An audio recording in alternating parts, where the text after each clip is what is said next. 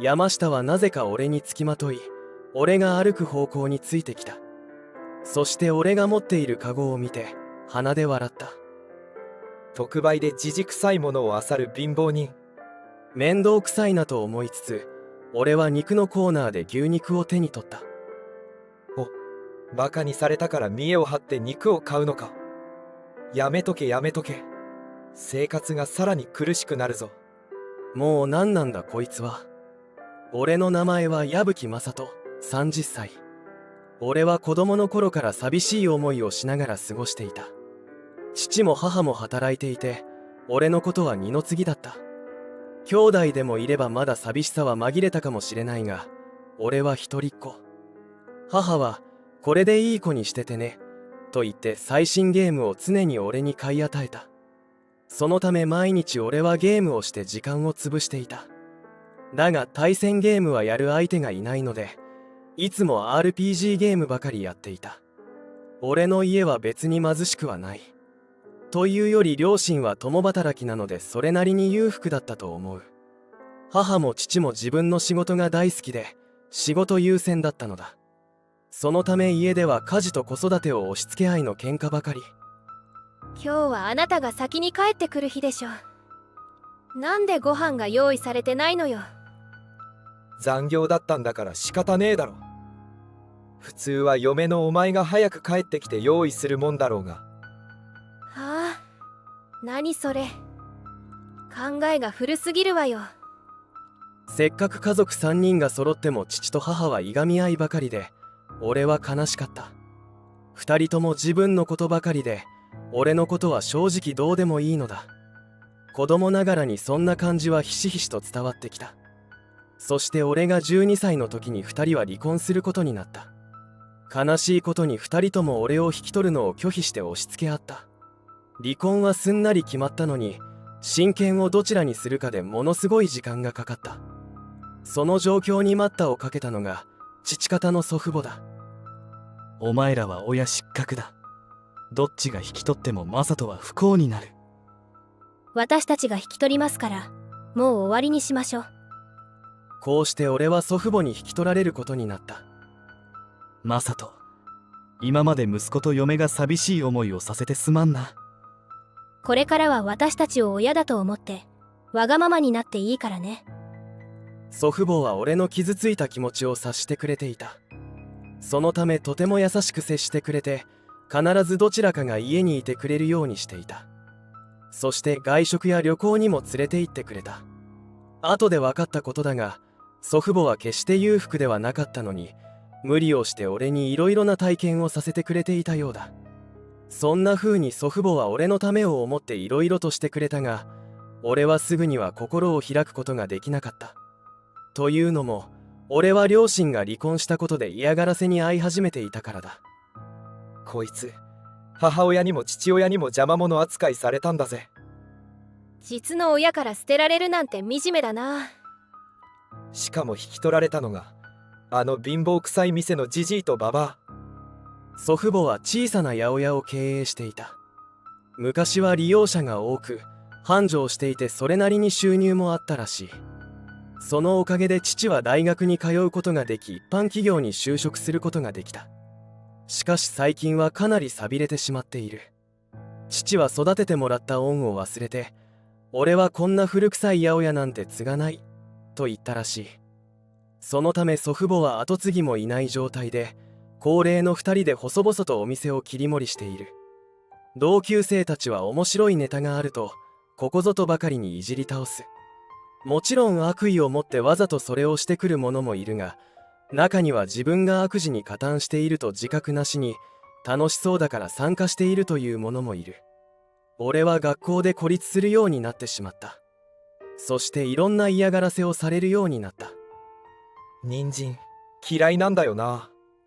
私はピーマン。あ、そうだ。汚い八百屋の孫がいるからそいつに全部食わせようぜ。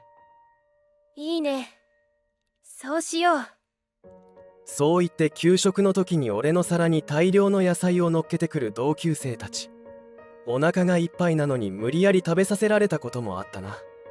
担任の先生は好き嫌いはするなよというだけで、俺が嫌がらせを受けているとまでは判断しなかった。俺は教師なんてみんなそんなもんなんだなと期待はしなくなった。俺はみんなが飽きるまで必死で耐えた。友達のいない俺は学校の帰りによく祖父母のいる八百屋に顔を出した。祖父はお店に立つととても元気が良くて楽しそうに仕事をしていた。今は他の八百屋や大型スーパーに負けてしまっているが、祖父の人柄が好きで通ってくれている常連さんも少なからずいた。祖母は料理がとても上手で、食卓には野菜を使ったいろんな料理が並んだ。きゅうりの浅漬けとかは子供の俺でもとても美味しいと感じたし、一方でミネストローネやロールキャベツなどの洋食もものすごい美味しかった。久しく手料理を食べていなかった俺にとってはそれだけでも感動ものだったのに、どれもとても美味しくて毎日食事の時間が幸せだった。学校でのこともあったので、とにかくゆっくりしながら美味しい料理を食べられるのが嬉しかったのだ。マサトはいつも美味しそうに食べてくれるから嬉しいね。だって本当に美味しいんだもん。おばあちゃんは料理の天才だよ。あらあら、嬉しいこと言ってくれるわね。そうだ、今度料理を教えてよ。いいわよ。それじゃ明日の夕食から手伝ってもらおうかね。俺は料理に興味があったので祖母に教わることに。それからは毎日祖母の夕食作りを手伝い、料理について学んだ。祖母は八百屋を営んでいるだけあって野菜についての知識もすごい。何をどう調理すればどういう味が出せるのか細かく教えてくれた。そのおかげで俺も野菜についてすごく詳しくなった。料理の腕もめきめきと上達し、祖母からのお墨付きももらえるように。祖父もマサと包丁の使い方が様になってるな、かっこいいぞと褒めてくれた。両親に注いでもらえなかった愛情を祖父母はたっぷりと注いでくれた。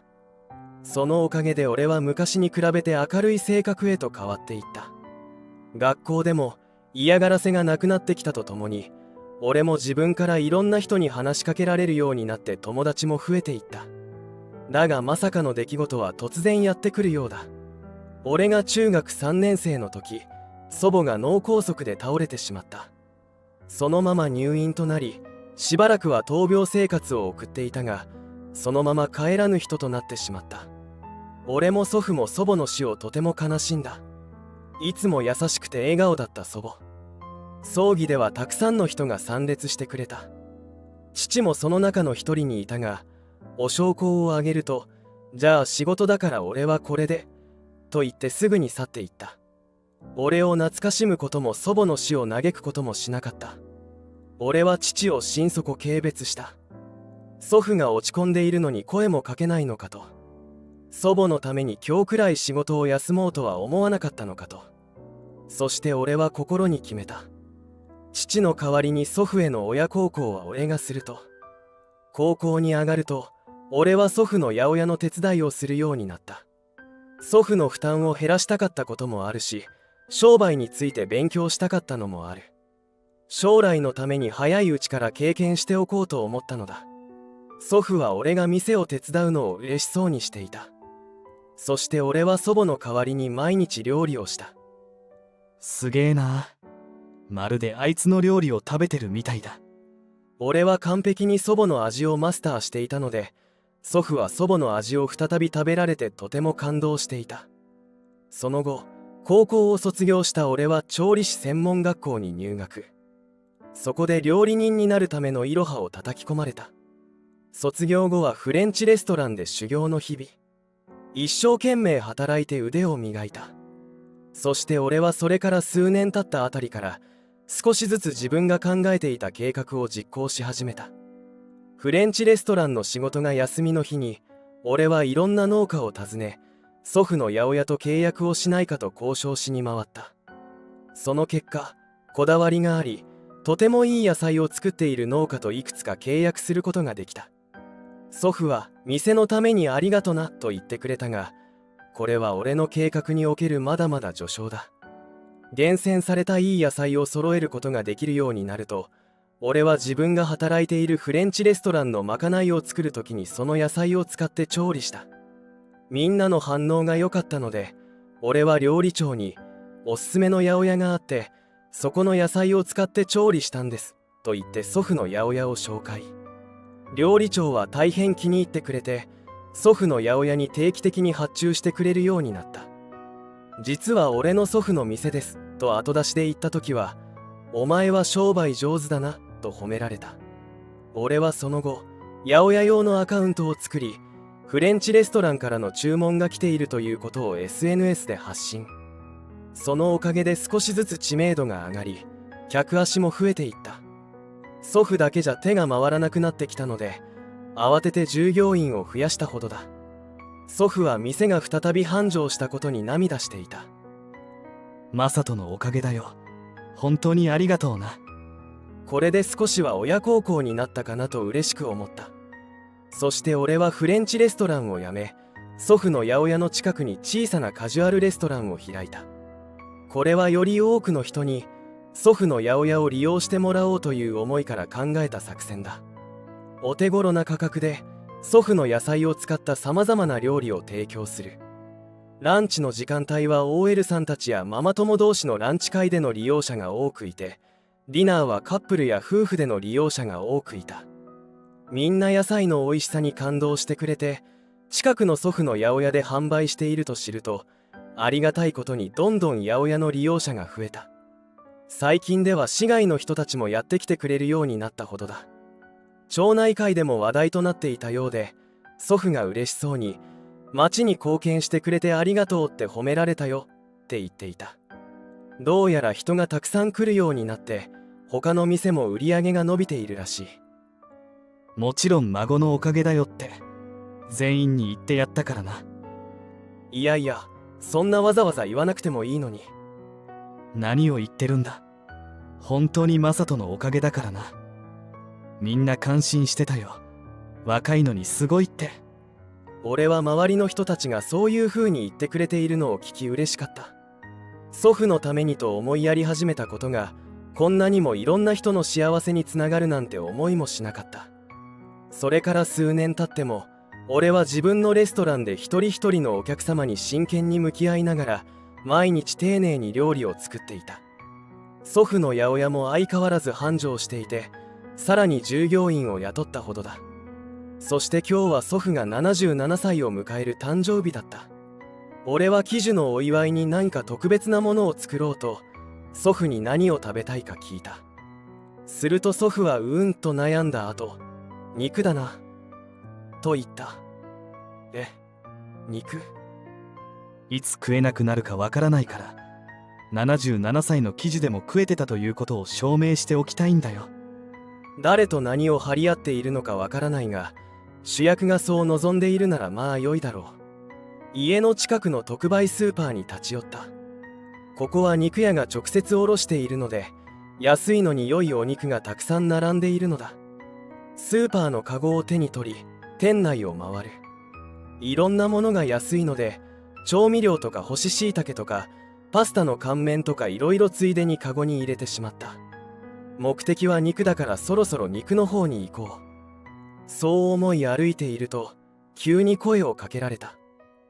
よう、マサトじゃねえか。パッと声の方に振り返ると、俺と同い年くらいの男性が立っていた。だが俺はその人が誰だかわからなかった。地元なので、もしかしたら小中学校時代の同級生かもしれない。久しぶりだな。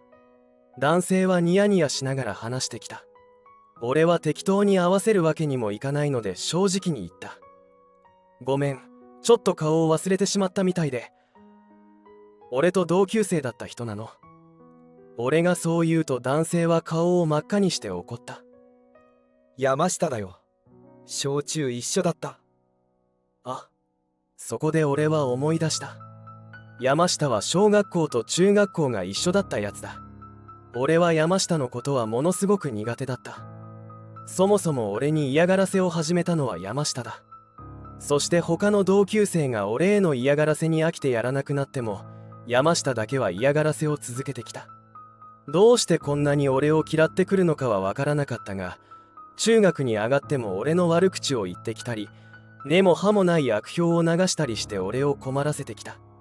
山下の家は金持ちだったので、ことあるごとに「おい貧乏人、お前が調子に乗ったらジジイとババアの店が潰れるんだからな」と脅してきていた。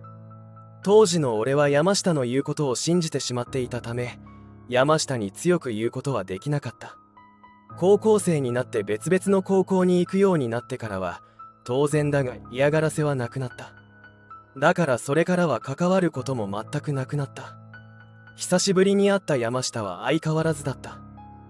お前、こんなところで何やってんだよ。まだあの汚え八百屋にいんのか。こいつはどうやら中学から精神年齢は変わっていないらしい。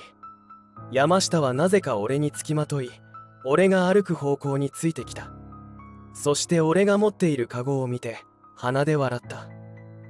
特売でじじくさいものを漁る貧乏人。面倒くさいなと思いつつ、俺は肉のコーナーで牛肉を手に取った。バカにされたから見栄を張って肉を買うのか。やめとけやめとけ。生活がさらに苦しくなるぞ。もう何なんだこいつは。他の品物も見たかったが、とりあえず肉が手に入ったから会計にしよう。山下は会計にまでついてきた。お前、ちゃんと金あんのか。まあ、特売スーパーのしょうもない商品だからギリギリ買えるか。早く立ち去ってくれよ。そう思っているとレジのおばちゃんが俺の顔を見て「あ」と言った。あんたレストラン経営している矢吹さんでしょ。あ、はい。私も行ったことあるよ。本当に美味しい料理を出すわよね。ありがとうございます。そのように言っていただけて嬉しいです。おじいさんの八百屋もこの町一番の繁盛よね。本当にすごいわ。あ、そうだ。今日は会長も遊びにいらしているから呼んでくるわ。そう言っておばちゃんは事務所の方へ走っていった。山下は話を聞いて目をパチパチさせながら固まっていた。そしておばちゃんがスーパーの会長と共にやってきた。これはどうも、マサトくん。会長、こんにちは。もうすぐ式だね。はい、準備はだいぶ整っております。いや、君と孫娘の結婚式はほんと楽しみだよ。会長のこの言葉を聞いて顔面蒼白の山下。するとおばちゃんが山下を冷たく見ながら会長に言った。この人はこのスーパーの商品のことをしょうもないと言ってましたよ。何？会長が山下を睨みつける。山下はドキッとした表情でまた固まった。そしておばちゃんが山下にとどめを刺した。あんた山下さんのところの息子さんでしょ。お母さんいつも愚痴ってるわよ。息子がずっとニートで将来が不安だって。